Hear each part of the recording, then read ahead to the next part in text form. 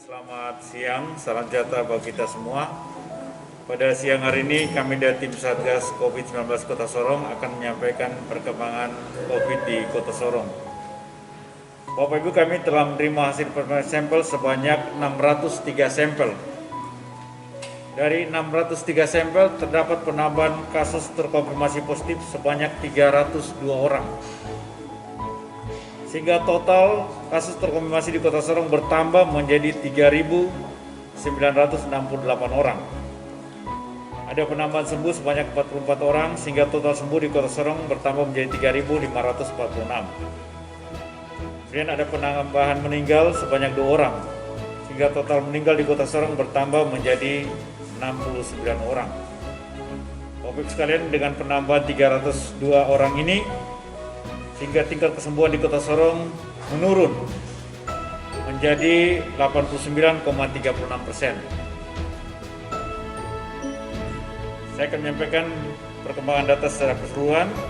Kontak erat total 10.645, diskredit 10.645, suspek total 3.259, dalam pemantauan 529, sedang dirawat 190, diskredit 2.540, probable total 5, hasil terkonfirmasi positif 3.968, negatif 8.900, dan sembuh 3.546. Meninggal terkonfirmasi positif bertambah menjadi 69 orang, meninggal negatif 7 orang, meninggal probable atau suspek 10 orang. Bapak Ibu sekalian, hari ini kita melihat ada penambahan yang signifikan, dan ini pertama di Kota Sorong mencapai 302 orang. Ya. Ini membuktikan bahwa telah terjadi penurunan yang cukup masif di Kota Sorong. Nah, untuk itu Bapak Ibu sekalian, kami berharap Bapak Ibu sekalian dalam masa pemberlakuan PPKM darurat ini, kami berharap masyarakat Kota Sorong untuk taat. Taat untuk tidak berkumpul, taat untuk memakai masker. Ya. Para pelaku usaha kami berharap untuk mengikuti aturan yang sudah ada. Ya. Entah yang tutup jam 8 atau pedagang kaki 5 yang jam 10. Ikuti aturan yang ada.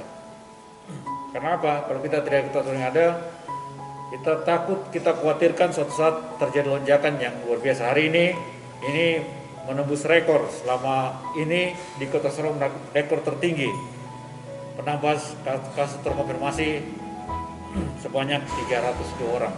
Ya. Untuk itu mari kita sama-sama menekan penyebaran COVID ini dengan mari tetap tinggal di rumah. Ya. Pembatasan dilakukan oleh pemerintah jangan dipandang sebagai pengekangan oleh pemerintah, tidak. Pembatasan itu membuktikan bahwa pemerintah peduli pada masyarakatnya agar supaya tidak terjadi penyebaran, supaya masyarakat tidak tertular, supaya masyarakat tidak sakit. Untuk itu mari dengan pembatasan pemberlakuan PPKM darurat ini, mari kita sama-sama masyarakat mendukung program pemerintah untuk menekan penyebaran COVID-19 di Kota Sorong.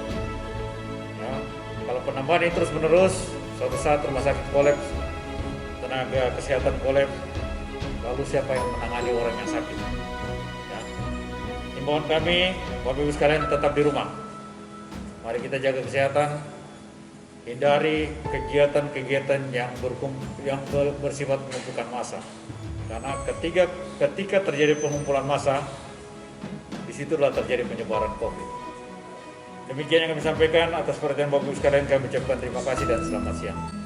Untuk obat COVID dan regen saat ini memang masih tersedia ya, dari kesehatan maupun apotek-apotek yang memesankan itu tetap melakukan hal itu. Ya, kami juga akan menyurat ada permintaan dari Menteri Kesehatan untuk terkait dengan rumah sakit. Ya, kami sudah menyiapkan suratnya wali kota ke Menkes untuk menyampaikan tentang penanganan COVID oleh rumah sakit rujukan serta fasilitas-fasilitas apa yang masih dibutuhkan untuk melengkapi maupun memperluas kapasitas daripada rumah sakit rujukan untuk menangani kasus COVID yang semakin meningkat di Kota Sorong. Di rumah sakit rujukan, fasilitas yang kita mohonkan ke Kementerian Kesehatan itu, kita sebenarnya menyiapkan suratnya itu penambahan bed sebanyak 100 tempat tidur, hasil koordinasi kami dengan Pak Dr. Jerry. Kemudian ada penambahan tenaga nakes untuk di rumah sakit rujukan COVID sebanyak 50 orang. Kemudian penambahan ventilator sebanyak 20 dan PCR 1 unit serta layar monitor untuk memonitor pasien COVID di rumah sakit rujukan. Ya, kalau hari ini Pak Wari menandatangani surat itu, mungkin besok kita kirim. Mudah-mudahan ada jawaban. Selain itu dari pemerintah daerah juga akan menyiapkan melengkapi kapasitas daripada rumah sakit COVID, sehingga jika terjadi ini untuk antisipasi, kita tidak berharap. Tapi kalau itu pun terjadi lonjakan yang luar biasa seperti yang terjadi kita hari ini, mudah-mudahan sarana kesehatan itu siap untuk melakukannya. Tapi kami berharap masyarakat, mari juga jangan kita lengah. Karena kalau kita lengah, sebanyak apapun sarana yang kita siapkan untuk penanganan, suatu saat pasti tidak akan cukup. Yang di dalam petunjuk mengenai pemberlakuan PPKM darurat itu untuk ibadah. Nah, soal untuk ibadah itu tidak boleh dilakukan di rumah-rumah ibadah, ya. Untuk penanganan untuk pemotongan hewan itu ada juknis dari Kementerian Pertanian. Nanti itu yang diikuti, ya. Tentu pasti prinsipnya sama, yaitu menghindari kerumunan, ya. Itu intinya, gitu. Jadi kita masih ikuti juknis yang ada, namanya PPKM darurat yang berlaku.